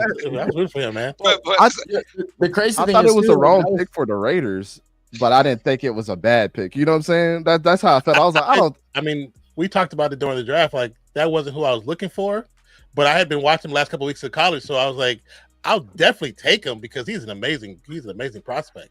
Hey, I think it was week 7 he hurt his ankle, and they were like, he's supposed to be out for the season. Like, it was that bad. Yeah. He went and got like some surgery, came back 3 weeks later and was balling out. I was like, what the? Who is this guy? Who are you? They gave us a super soldier serum and sent him out there. He was hanging out with LeBron is what he was doing. Oh, yeah, man. I was like, yo, this dude is, and I mean, playing at a high level out there, man. He's insane. Says that LeBron James secret stuff, huh? Not Michael Jordan, but the LeBron James. I mean, he got the LeBron James hairline too. All right, Brock, he's trying to cut it off. He's trying to cut it off, man. Bring it home. Hey, Carlos, you and me can't laugh about that, brother. You and me can't laugh about that. Oh, we can't. I already know, dog. I already know. But wouldn't Brock Bowers look crazier with like a goatee and a bald head, bro? Tell me he wouldn't be the most menacing tight end in the league, bro. Just bring it home. I'm about to call him tonight. I'm about to call him tonight, bro. Do that. All right, y'all. We're getting to our Sunday games now. We got 2 exciting games. Let's get the first one from the NFC. The Los Angeles Rams are going to Philadelphia, and I heard it's going to be a whiteout. That's what I heard. I don't know, but I heard It's snowing snowing here. about an hour before the game. And they said Yep. by the time during the game, it'll be straight snow everywhere. We're going to find out exactly. Over under is 43.5. Rams take on the Eagles. Eagles had that ugly win last week. And the Rams also had a good win, I guess. But I guess the Vikings were the uglier team in that game. But they both advanced, though. Eagles beat the Packers, Rams beat the Vikings, and now here they go clashing against each other in this game. Jeremy, I'll start with you first, man. Who has the advantage in this game? Ooh. Look at either of these teams is not particularly scary, I feel like. I'm going to go with the Eagles. 2 reasons. 1, they're home, and 2, they've got Saquon Barkley, right? I think when you look at this game, I just looked at the weather to see they're going to have potentially an inch per hour of snow, which living in Western New York, that's a lot of snow if it's coming down an inch per hour. So it will definitely be, if that's the case, whiteout conditions. The game is definitely going to favor the Eagles because you've got a good mobile quarterback in Hurts, even though I don't think as a quarterback he's played particularly well lately. But you got Barkley, and that man is he is a game changer. He's a game wrecker. You give him the ball, you just keep feeding him the ball and just run it so you can't run it anymore. That's all I would do all day if I was the Eagles. Till they managed to stop him, I would just keep running the ball because I don't think it's going to be a game that's going to favor the Rams the way their offense is built. They're going to want to get to Nakua, and they're going to want to try and get to Kupp, and they're going to have a tough time in those kind of conditions today. Granted, they have Williams, but Williams and Barkley are not the same. There's a drastic difference between those two runners and the way they play and the way they run. And if that's this weren't that's no downplay on Kyron either, because Kyron's been balling out too. But 100%. But he's in a dome, and Philly's not. And we talked about Pro this the Bowlers, other day, and then there's right? all pros. Yes. Yeah. Pro Bowlers and there's all pros, right? So I'm going Eagles on this one, but I think it'll be a fun game to watch because of the weather. 9. Who has the advantage? Rams or Eagles? Who you got? I mean, advantage is the Eagles because they play outside, so it's different. Different when you play in a covered facility with no weather, inclinations on your team. Definitely an advantage. I just don't feel comfortable or confident in Jalen Hurts, to be honest with you. Last couple weeks, he ain't looked that good. He just hasn't. Yeah, he hasn't played well at all. I mean, of course, Barkley has been the light of that team, but being that it's going to be snow, like Jeremy said, that's a good thing then. So I mean, just with that, based off the weather, I would go with the Eagles, but I would not be surprised if the Rams figure out some way with Sean McVay and his big board of magic come out and get a W. I wouldn't be surprised. Hey, Dante, well, so we're talking about the weather, right? Clearly, Eagles advantage. Rams, dome team. What do they have to do? And I'm going to say from an offensive standpoint, with Matthew Stafford and company, what is the game plan for these guys going into a very, very cold Philadelphia? Keep the ball as dry as possible. I mean, and the way that you do that is you let these guys run the ball. And have short yardage situations where you're just dinking and dunking the whole time and safe spots. Like, I think what people don't understand, especially from a coaching aspect, that people see the rain and the snow and they just think we just got to run the ball the whole time. It's not conducive to a good offense. Like, your short game should still be there. An extension of the run game is screen passes and swing passes, right? And it just is as effective as an outside toss. So you could do the same thing there. I think one thing that needs to be said about Matt Stafford, and I hate bringing up historical stats because I don't think they paint the full picture, just like everybody will say when they draft Ohio State quarterbacks. Oh, Ohio State quarterbacks don't do good in the NFL. Well, you're not giving the respect to the next guy that could be the guy, right? I'd say that this stat is pretty glaring from Matt Stafford's perspective, and I'm a Matt Stafford guy, man. But he's 1-8 against teams that he's played in the rain and the snow. That's pretty telling. And think about it, Matt Stafford's played in a covered, like you were saying, he's played in a covered facility his whole career. Most of his games have been in a dome. So I think about it like that. Like, what Matt Stafford is really good at is getting the ball out quick. The dude is in his 30s. He's still slinging the ball better than anybody in the league. And I'm not saying that to say it. That dude is slinging the ball better than a lot of young quarterbacks. Like, he's still got a lot of arm left. I don't see him retiring anytime soon. But one guy that needs to be honed in on, and I don't know if you guys seen this, I think Cooper Kupp has put a little bit of a chip on his shoulder. And he was on Twitter the other day and he was saying, you know, regardless if you're religious or not, I just thought this was a great quote from him. He was asked, you know, why do you think you're not getting as many targets? And he's like, dude, I just pray about it. I leave it in God's hands. I'm here for my teammates. And the next thing is to win. He pretty much told you that we are divas, but I'm not going to let my diva show because the team aspect of the game is much better and I got a job to do. Right. Cooper Kupp is going to be the X factor in this game because he can catch a wet ball, a dry ball, any ball, wherever you put it. Mm-hmm. If they're not targeting him over the middle of the field this game and letting him just go out there and be gutsy, they need the Cooper Kupp to win against the Eagles today. And I'm picking the Eagles, by the way, but to win against the Eagles, they need Cooper Kupp to be Super Bowl Cooper Kupp, where he was injured and out there just making every single catch under the sun. Yeah. I don't think Puka Nacua is going to be able to do it for him. Neither is Kyron Williams. And I think Blake Corum is actually active for this game too. Yeah. I want to see him. I want to see what he can do. This is the game to show that Blake Corum bench press 215 pounds like 25 times at the combine. Come on. He might be small, but that dude is tough. I tell you what, Kyron Williams around week 14-ish area, he was about another game away from being benched because he had fumbling issues this season. So we watch out for that in that weather in that running game. Can he hold on to the football? And the Eagles are known for being a little sticky on defense, trying to knock it out. So I don't know how this game goes for me. Eagles. They should dominate this game. I'm gonna be real. They should dominate this game.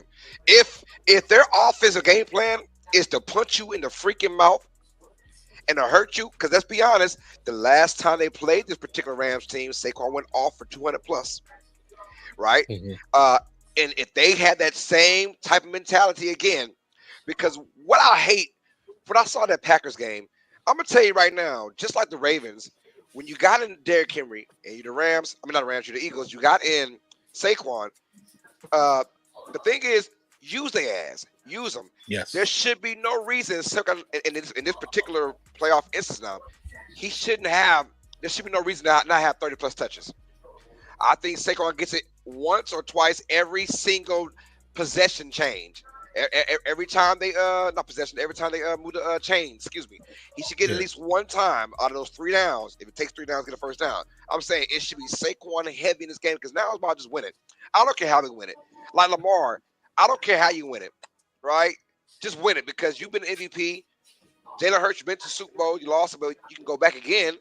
Run the ball if you're Nick Sirianni. Stop playing around and try to make Hurts is this dynamic thrower. No, we're done with that now. We're done. Let's just win. If they go to those bases and we're going to punch them off, and like you said, Dante, let the extension of the offense, not just the running game, but the short passing game as well. Stop having Hurts drop back 7 yards and throwing it to A.J. Brown deeper. No. Swing it out there. Let's go ahead and use our running game and our extension running game and dominate this game from start to finish because this Rams defense, they remind me of the Cowboys, right? In their heyday last year. Look, they are great with a lead. We know about that. That young defense with Versay back there, they have been amazing when they have a lead. They can just go at you with their front 4, right? But we've seen when they're down or it's kind of ho-hum in that game, they can get punched in the mouth. And I've seen that too many times this year. Eagles, if they want to go ahead and win this game, just punch them in the mouth, run that ball 30 plus times, man, and get out of there with a dub, no matter how ugly it might look. Well, and you got Hurts who can run it too, right? You got a mobile quarterback and a mobile running back. So you got it both ways. For Stafford's not much of a runner. So it's going to be a tough task for the Rams today, I think. I mean, Eagles two touchdowns plus, man. I'm telling you, it has to be that way. If not, Stafford is that good of a quarterback to make you kind of second guess yourself, Yep. I mean, the thing is, the way I look at it is, one, man, the Eagles fans were praying to the damn snow gods to make sure this snow came down. Because thing with the Rams, and we said at the beginning of the year, like when the Rams are bringing out their best stuff, I think they can beat any team in the league, considerably beat them. When they bring out their best stuff, the fire, like Dante was, talking on with Matthew Stafford. He's a veteran, like an old veteran, but how does his arm still work the way that it does at this age? It's outstanding, especially with all his injury past and everything that goes along with that too. He is not faltered one bit. And when this team is on, they can beat anybody. But with this snow, it changes everything because this is the exact game that the Eagles want to play. This is the game, and how they're going to be able to beat it is in the trenches. And as Brad was alluding to earlier with their defensive line that wins in the trenches. They dominate that. That's going to make it even harder for the Rams to get the ball moving on the ground. It's a game set up now for the Eagles to win. Originally, before knowing about the weather, I had the Rams winning, and I had them winning considerably. I had them winning by a couple scores.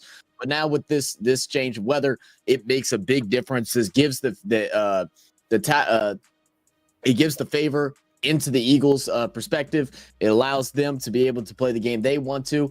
Just don't go and out-coach yourself. That is the biggest tip. Don't try and do something special and sneaky and everything. Just go play hard-nosed football, run the ball through the trenches. You say one time every time they move the chains. I think it needs to be at least 2 times every time they move the chains. Saquon should get all the touches.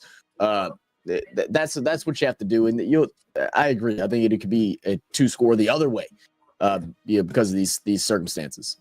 Yeah. Dante, let me ask you about a player that could play a significant role for the Rams today that no one seems to be talking about. And his return to me has made a difference with this team. Tight end Tyler Higbee.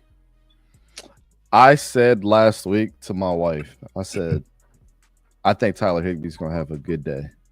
And before he got hurt, what was he doing? Having a good day. Yeah.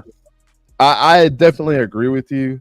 I think to take the pressure off of everything that they're doing, the one thing that they can attack, because one of the best coverage linebackers in the league this year has been Nakobe Dean. And he's out. And you can get around Zach Bond now and the guys and play short game and get it to Higbee. I think he's going to be a significant use. If it's just to pull a receiver one way or pull a linebacker another way, to help the running game out, I think Tyler Higbee gets involved, and maybe not be on the stat sheet, but it might be in just packages that would include just taking a guy out, right? Zach Bond is definitely the focus of this defense at this point in time. I mean, they got great corners like, Quinyon Mitchell, Cooper DeJean, great young talents. We're looking at the next AJ Boye and Jalen Ramsey, basically, just sitting there growing in Philadelphia. And Slay has been playing out of his mind too. I mean, Darius Slay came out and showed you, okay, you remember 2021? Darius Slay, I'm back, baby. But I agree with you. I think Tyler Higbee plays a significant role, and he may have a critical catch on third down that they really need to, possibly kick a game-winning field goal in Philadelphia and upsetting these guys. But I literally think, man, on a coin flip, I could see either one of these teams winning. And that narrative about Matthew Stafford not being able to win in bad weather, completely go away. That's why I said these history narratives, they're a great talking point, always. Right. But sometimes they don't always come to fruition, and those stigmas can be broken at any given time in the right circumstances. And at this point in time, I think Matt Stafford wants to get him another one before he gets out of here. And I think the Rams are the scariest team in this whole playoff. Just when they're clicking, when they're rolling, they're rolling. Talk about that front seven and how young they are. Colby Turner, Byron Young, Jared Verse, and Braden Fisk. There's some demon. I don't know if y'all saw what Jared Verse was doing to the Eagles offensive line the last time they played them. I mean, he put Jordan Mailata on his ass several times. So they know what it's like to go against them. And I think they have the best front seven to deal with what the Eagles do up front as far as blocking, because everybody knows the Eagles offensive line is the best in the league. Let's not kid ourselves here. But they're meeting their kryptonite again today. It's just in the weather. So, but yeah, man, this is going to be a great game. I can't wait. Well, It's going to be fun. so Zach, Jeremy, Dante, and Carlos, Here we go. You all are going with the Eagles. Yep. Here we go. Same men. Well, I ain't saying, baby. Matthew, baby, I'm riding with you, baby. I'm riding with Coach McVay because I don't like Sirianni. I gotta give him his credit. The man's a winner. He's a winner, man. He's a winner. But damn it, he ain't no McVay. Everybody's hating on Matthew Stafford. Dante just said the narrative is he can't win in the cold. Well, damn it, it can be 15 foot of snow and it ain't gonna matter today. And Saquon, I guarantee you, he won't run for 200 yards today. He won't get 150. He won't get 125. I'm telling you now, that young Rams defense is going to hold him to less than 85 yards rushing, and they're going to put the game in the hands of Jalen Hurts and say, beat us from the pocket, and Jalen Hurts is going to throw the key intercept at the end of the game. Damn it, the Rams go in to Philly and show no brotherly love and whoop the Eagles' ass, and I'm the lone wolf on that. Oh, Rams, baby. Let's do it, baby. I don't blame you. I think it's a possibility for sure. Let's just all hope for a great game. That's what I'm hoping for, man. A great game, great sight, man. I'm excited for today's match. I need the moment of Calvin Johnson with the snow in his helmet. I need that today. Yeah. Oh my goodness. All right, y'all. Well, that might be our B game of the day. Let's get to the game of the weekend. Matter of fact, and some would say, too much to lose. Hey, we're talking legacies here, right? This is a legacy game for two quarterbacks, in my opinion, right? If you want to keep that going on for a chance of winning a Super Bowl and your window and, you know, what's going on? This is the game right here for you right here. We got the Baltimore Ravens at the Buffalo Bills. These two teams met earlier this year in a high marketed game. The Bills got stumped 35-10, but that was in Baltimore. But now things have changed. This game we played in Buffalo. And, I am super excited for this. Yo, Jeremy, you want to go first or go last, Jeremy? I'll go last. All right, good. All right, hey, I want to get in with Zach then. Zach, first I want to talk about quarterbacks, right? Legacy. Yeah. What does this mean for both Josh Allen and Lamar Jackson in this particular game? And then give me your expert analysis on the game itself. They called me an expert. I like that Carlos. I don't, you know. But look, we talked a lot about this yesterday after the Commanders game of which game is more important. There's so much on the line. As far as quarterback goes, I think this is more pressure on Lamar Jackson. This is a year where, he statistically has been better than what Josh Allen has, but a lot of people still have Josh Allen over him in the MVP votes. We're yet to see how that's going to turn out. But Lamar Jackson is one thing that's been hindering him from being within that top 10, as we talked about yesterday, is the Super Bowl. Getting there, getting the victory. He has the accolades. He has the 2 MVPs, possibly a third this year, but his playoff success has not been great. Last year, I'm not fully putting it on him. I put it on a lot of the coaching too, because they decided just to throw the ball, even though at the time, the only weakness Steve's had on the defense was running the ball, and they decided they just don't want to run no more. But this is a game that the Ravens and Lamar Jackson has to come out and it has to be special. And the thing is, again, stick to what you know, right? Stick to what you know. Run the football. Use Derrick Henry as much as possible. And then every once in a while, go ahead and chuck it over the middle. No Zay Flowers today, which is definitely a tough spot to put the Ravens in.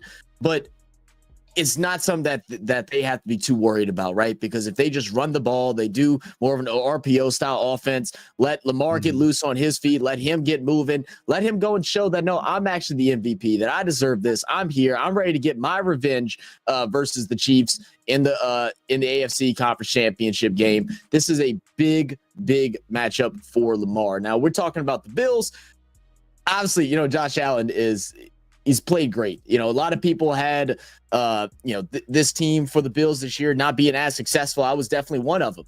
They don't have much of a wide receiver core, and even still with the players that have came and showed out, it still is not within the tops of the league. You go grab Amari Cooper, has definitely been a body. I wouldn't say he's necessarily been a difference maker outside of a game or two, but he's been another body that people have to focus on now. The yak yards. I'm having a brain fart here, from their other receiver, Shakir, it has been great. But the one thing a lot of people forget about is James Cook is also a deadly running back. He's came into fruition. He can run the ball. He can receive the ball. He's good out in space. He does a lot of things great. This is going to be a quarterback battle of the ages between these two. They both have extreme talent with throwing the ball. They have extreme talent taking over games on their feet and doing whatever it takes to win. If you're Josh Allen, you just go out there and play how you play. I don't want you going out there playing nervous, playing what, letting the moment overtake you and everything. Just go out there and go play the style of football that you like and play loose. That's when Josh Allen is his best, is when he's playing loose. Whenever he's out, you know what? I'll go ahead and take it and I'll run it. I'll go ahead and chuck this one down here. I'll do that. Play loose, play football like it's back in your backyard during Thanksgiving with the family. Go out there and just do that, and that's how they'll win the game. As far as my pick, I have Bills winning this one. Sitting over there at home for the Bills. I think everything that they've done is built up to this moment for them to try and get back into a Super Bowl. It's the year that I feel like everyone has doubted them, didn't even really have them on the radar. They had them, probably making playoffs, but didn't have them making a deep playoff run. I'm going with the Bills. Y'all, all right. Nan, you with us, Nan? There you go. Speaking of the angel, my brother, same goes to you, man. Legacy, man. Lamar Jackson, Josh Allen, and then, of course, who's going to win this game, man? I think it's pretty interesting because these two teams, I did not want them to play each other at this point. I wanted it to be an AFC championship game, which would be so much bigger and better because I wanted somebody to take the other team out. But because I knew it wasn't the Texans. But regardless, statistically, everything leans towards Lamar Jackson. He's a higher completion rate, higher percentage rate, more yards, more touchdowns. Like just slightly leans towards him as far as like historical statistical season.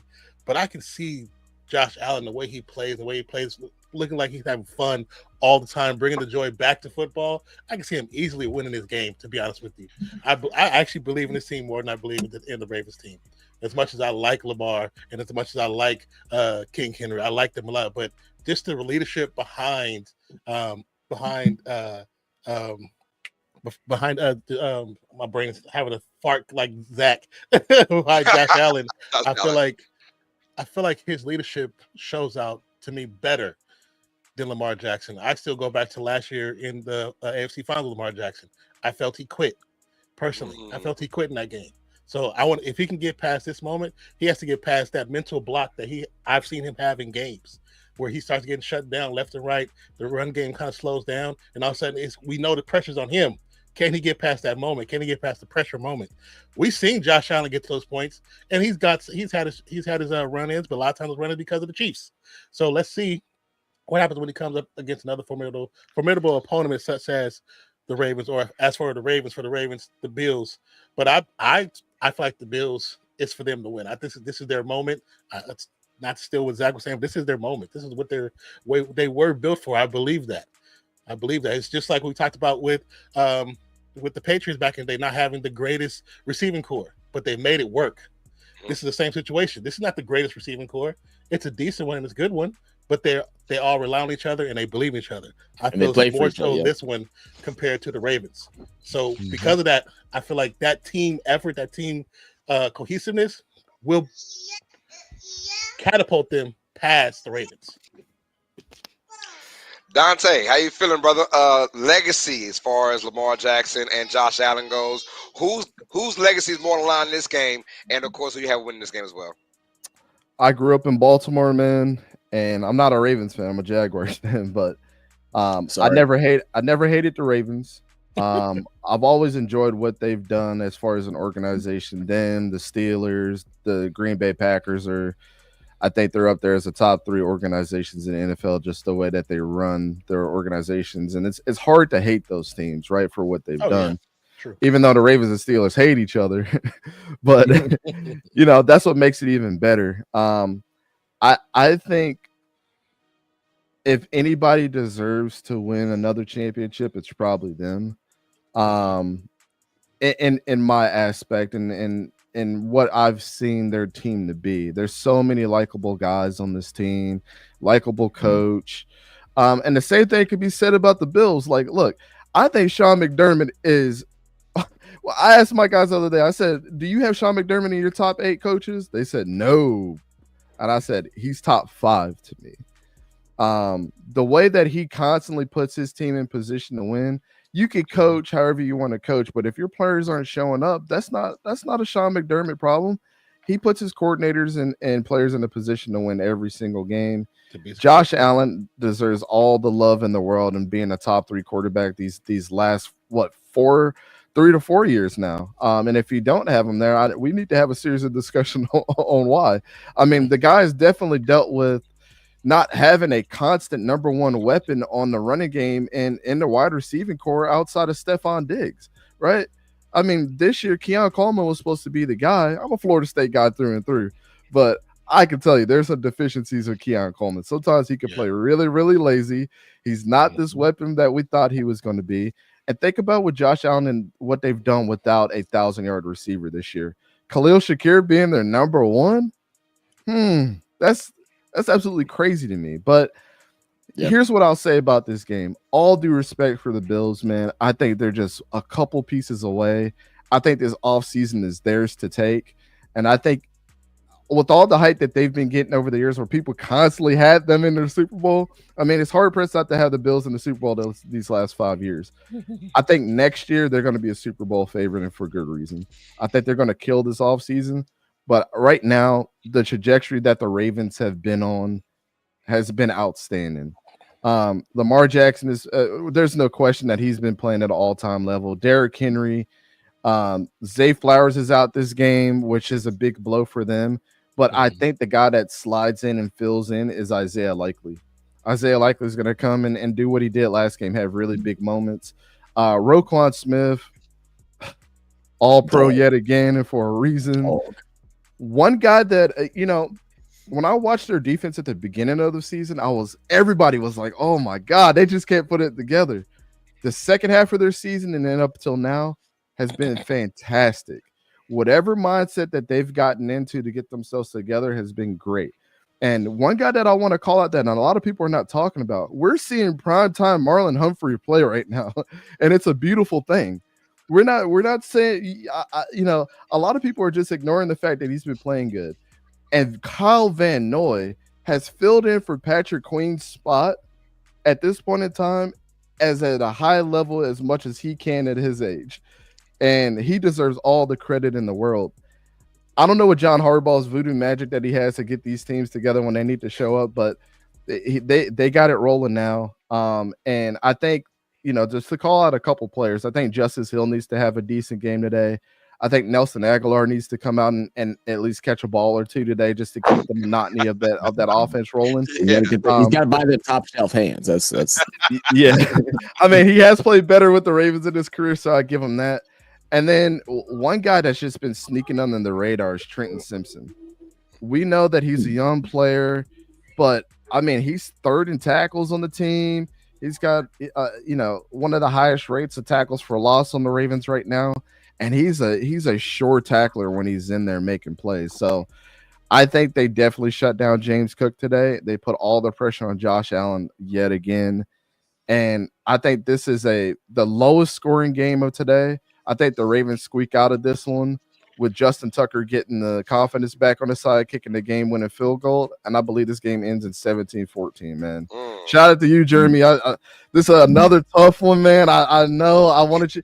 I was been back and forth with this game all week, but I have to roll with the hot hand and who's just been playing at a higher level. And their defense to me is just what's going to get them over the hump. But there's no doubt against the Bills, man. They're a fantastic team, and I'll always give them their flowers. And top 3 jerseys in the league. Top 3 jerseys in the league. Let's go. You guys did white face mask correctly. Thank you. and to speak on the Ravens defense as well. I mean, they haven't allowed but one team over the last 7 games to score over 20 points, and that was the Chargers in the 30-23 win. I'm sorry, 2 games. They also and their Eagles loss. Their defense has been outstanding. And matter of fact, the last 4 games, Steelers, they only allowed them to put up 14. Browns only 10, Texans only 2, Steelers 17 again, Giants only 14. It's been outstanding work. I told you the second half of their season has been fantastic. Yep. As far as legacies go, with Lamar Jackson and Josh Allen. I agree with both Zach and Nas saying that Lamar, his trajectory is, look, I got to win the Super Bowl. It feels like that because he's come so close in these playoff games now. My son is in here wilding right now, talking about some ABCs. But I'm gonna go with Lamar Jackson. His legacy is bigger. He has to have this win. But in the game itself, I'm going Buffalo. I'm going Josh Allen to win this game at home. I feel like he has confidence. Be quiet, son. I feel like he's got confidence right now. And look, Stephon Diggs not being there makes a huge difference in his confidence. Shakir has a great season, right? Coleman is supposed to be that guy, like Dante said, but he's been ho-hum, but he has his moments every now and then. But Cook has been the guy the last 4 or 5 weeks now. Run the ball with him, and let's see what happens. Not to cut you off, Carlos, but real quick, an important point here for the Bills is Stephon Diggs not being there. Stephon Diggs led the league for like 2 straight years on first down receptions. Like, that's important, man. It's very important, but I get that. He was a weapon, but you got to understand the nuances of the entirety, right? Locker room presence. You want to talk about beating a horse with a hammer, whatever that saying is. Like, always on his. How many times we saw in the game, Stephon goes 2 possessions in a row without a catch. He's just going crazy on the sideline, and Alex is just playing like, I don't see anything. I don't see anything wrong. Absolutely. Definitely with the toxicity. I saw Stephon Diggs complained about targets one game when he had 11 targets, and I was like, "What?" I was like, "How much?" I'm a little biased. I'm a little biased because he dated my sister in high school. Oh man, hey man, I don't want to be a player no more. That's wild lately, man. but no. Honestly though, great game. I agree with you, Dante. Low scoring game. I'm probably going to say about 20-17. I'm going to go Buffalo. And I feel like it'll be a great game. But it's funny how that Steelers game, Lamar and Derrick Henry, right, how they came out there. It was a bunch of read option. Mm-hmm. It was and it was mostly Lamar because the Steelers said, you know what? We're going to hit Derrick Henry and make Lamar run. I felt like that's how the Ravens should have played forever the last couple of years in the playoffs, and they did not, right? But so hopefully it comes to that, and Derrick Henry goes wild. If Henry goes wild, there's no stopping the Ravens, obviously. If he goes wild, but that's on the play calling.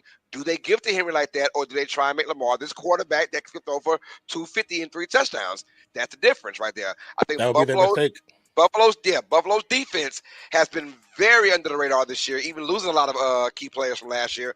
And I think because they're at home, they'll win this game. Low scoring. Josh Allen make the right plays at the right time when they need the most. Give me the Bills to win this game. All right, Dolph, you next, brother. What you think, man? Dolph. Well, legacy. Josh Allen, Lamar Jackson. I think 2 of the best quarterbacks that we've seen in the National Football League. I've seen in my entirety of watching NFL football. The loser of today's game's legacy takes a hit. I don't care who it is. Some would say Lamar Jackson because he's a 2-time MVP. He will take the biggest hit to his legacy. But I'm not quite sure. Josh Allen has been a few seconds away from advancing to the Super Bowl. But ever since then, until this season, he has come up short in the playoff.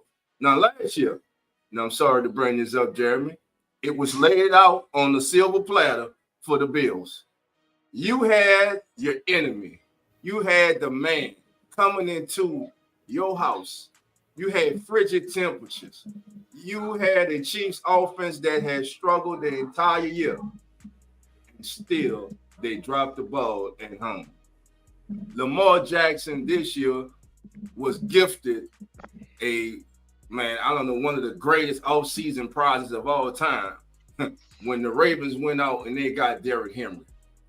And last week, like Carlos just said, you saw the way that the Ravens used Derrick Henry and Lamar Jackson, and with the read option, the play action game.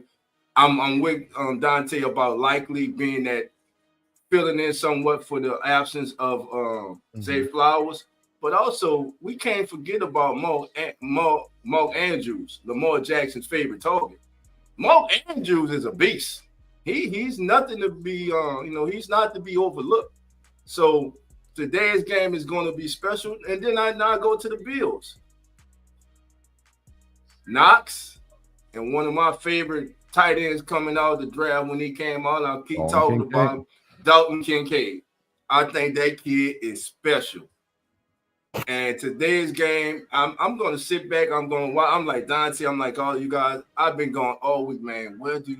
How do I want to go with this game, man? Yep. I mean, because the pressure, like Nas said, I wish it was next week for the AFC Championship game because that give me another week to be in the same position I'm in right now, trying to see where I go with this game. But the winner of this game, the winner of this game has an opportunity to get the elephant off their back, and that elephant's in Kansas City.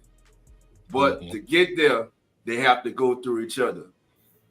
Great. When you think about some of the greatest teams of all time and their quarterbacks, to get to the Super Bowl, greats had to go against greats. And today, these two great quarterbacks will have to go against each other. And we'll just see whoever plays the best, limits the turnovers, I think will win this game. And with that being said, Jeremy, I love you. I know after I say this, I won't see you next week if it does come through. But I just feel today that Josh Allen and the Buffalo Bills will circle the wagon, baby. Nobody circle the wagon like the Buffalo Bills. They all thought I was going with Lamar, my cousin, I love you. But damn it, you let me down in the playoffs when it counts the most. Until you get over that hump, baby, I can't ride with you. I can't ride with you this week. And with my pick, there won't be a next week. So with that being said, baby, let's go Bills, baby. I'm going with the Bills. He only doing that because he want Jeremy back. You're like, damn, man, yeah, that's exactly what it is. We need that diversity. We need the diversity. I legit told Katie this morning, I was like, Dolph is going to go with the Ravens. I'm going to be real mad at him when he picks the Ravens today. No, man, I'm actually going with the Bills, but I just it can go either way. I'm just expecting it's a coin flip. It's a coin flip, honestly. It's a coin flip, man. Well, look, family, it's been a great show. We want to thank. Wait, Tom, we gotta get the main man. Yeah. I Go ahead, Jeremy. I'm beginning Jeremy, to hold on. Come on in Sports Network. Jeremy, brother, enough of that. We're gonna break down legacies right fast for Lamar Jackson and then for your guy Josh Allen. Who does it mean most to win this game or lose this game? And of course, who's gonna win this game overall? I'll keep it quick because we had a long stream and we appreciate y'all for staying here with us. So yeah, I was at the game last year when KC beat us, and that hurt. That hurt a lot. And the fact that we get a game at home to play the Ravens, who beat us earlier this year, we got something to prove, right? We're going to be loud. It's Bills Mafia. Josh Allen loves this team. He's Buffalo through and through. Every time you see him, you hear him, it's always go Bills. Like there is a man that does not have more passion for a team that I've seen in a long time. I think from a legacy standpoint, this is tough because, Lamar Jackson needs to get over that hump. I agree. But I think for Josh Allen, it needs to be you need to get to the big game, right? He needs it for him. He needs it for this team. He needs it for the city. He needs it for McDermott, right? That's always been a big knock against McDermott is how do you take this team beyond where we get to, right? We keep getting here, and it's great that we do. Like, it's awesome because this was the Patriots for a billion years up until now to have this opportunity, but we got to get over that hump. And I think this is the time we were able to end the season for the Chiefs. We kept them from being undefeated, thank God, because I know we all wanted to see the Chiefs not be undefeated. And look at how good the defense was, right? And granted, the Ravens, this is also a revenge game. You know, they beat the crap out of us when we played them. I'll just call it what it is. And this is our opportunity to be at home, have the opportunity from our own fans, our own city to go in and win that game and watch Josh Allen do it. And it is a massive difference in culture this year. And I talk about that a lot on this because I think that matters more than you look at stats sometimes. He has that team believing in each other, believing in themselves, and he's having fun. And you've seen it translate to his statistics. Yeah, Lamar Jackson, if you put numbers side by side, better season. But when you look at the overall body of work and the impact to the team, you can't say that he's done better than Josh Allen with what Josh Allen has. No one thought this team would be in this position. No one thought Josh Allen would have this type of season. And honestly, getting rid of Diggs, look, he did a lot for us, but it was one of the best things because he was toxic to the culture that we had on that team. And when you removed him, look at what this team has done. Like you guys have said, no true, real number one receiver other than Shakir. He's not a 1,000-yard receiver this year. He's great, right? Kincaid, Knox, Cook, you look at all these guys and how they work together and how they've been successful. It is something to admire.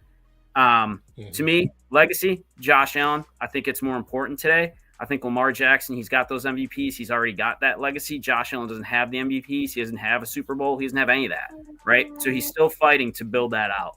So to me, it's going to be the Ravens, or not the Ravens. It's going to be the Bills. Oh my God, Katie's looking at me. Look at me. I think the Bills. No, it's going to be the Bills today. Josh Allen's going to go over that hump. It's going to be an exciting matchup because we'll get the Chiefs again, and it's got to happen, right? One of these times it's going to happen. I feel like this is the battle of second place, honestly, but that's a good story.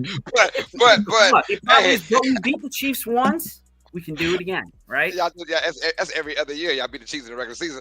But I know. hey, who else we had on that said that? It was like you need to lose to the Chiefs so you can beat them in the playoffs. Hey, sound like something I would say. I think I might have said that. It's crazy though. We got 5-1 Bills over Ravens. That means Dante, you are our lone wolf, brother. Can we get your best howl? Best how? Yes, sir. Woo!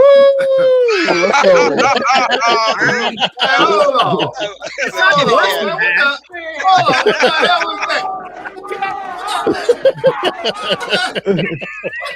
Hold on.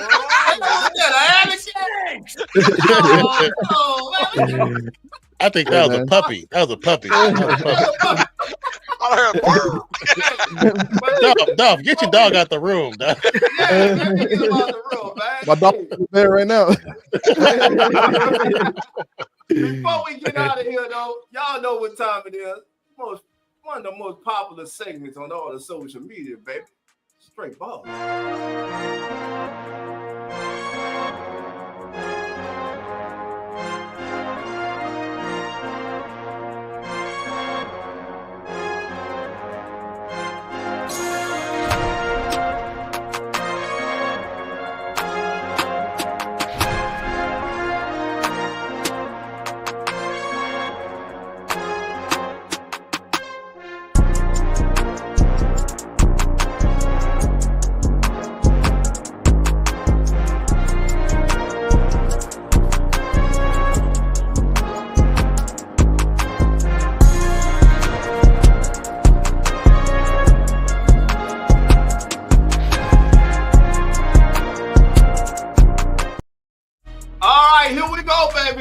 Y'all know what time it is. It's time for straight balling.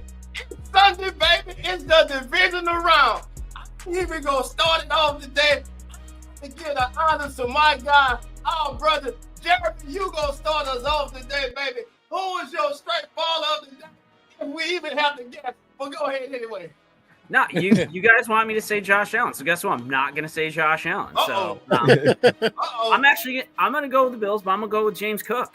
I think James Cook's going to have 120, one rushing touchdown, one receiving touchdown. He's going to have to show up today for us to have a chance to counter Lamar Jackson and Derrick Henry in this game. So to me, James Cook's going to be my straight baller today.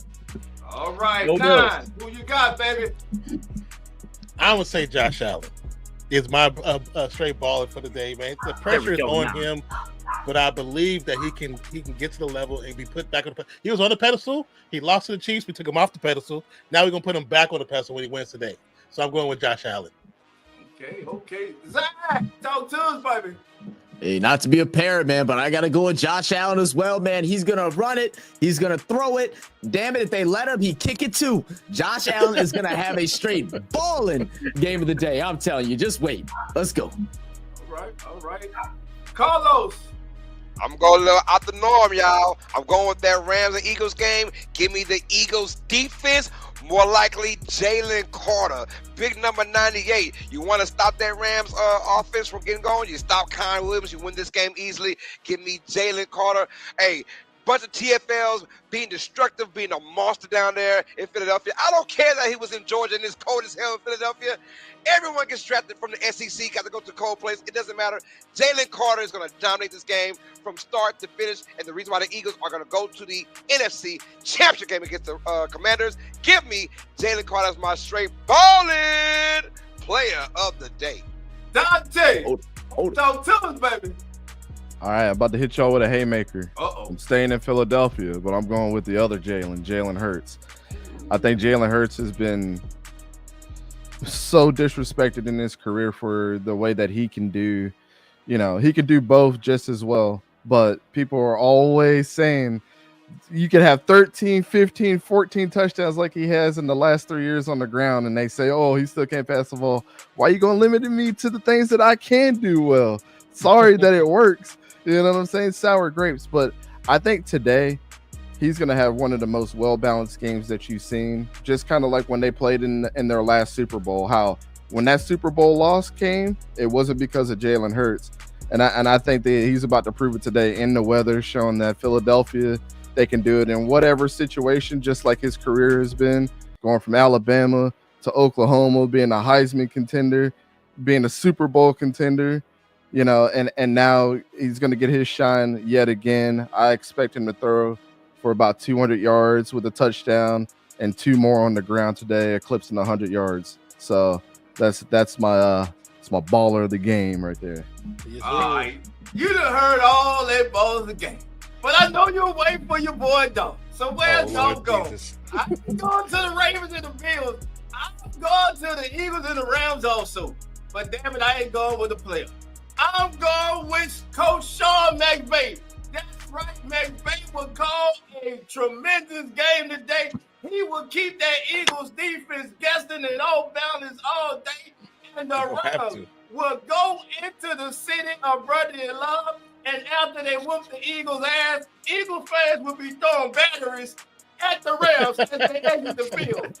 So with that being said, I want to thank everybody for joining us for Answer NFL Turn.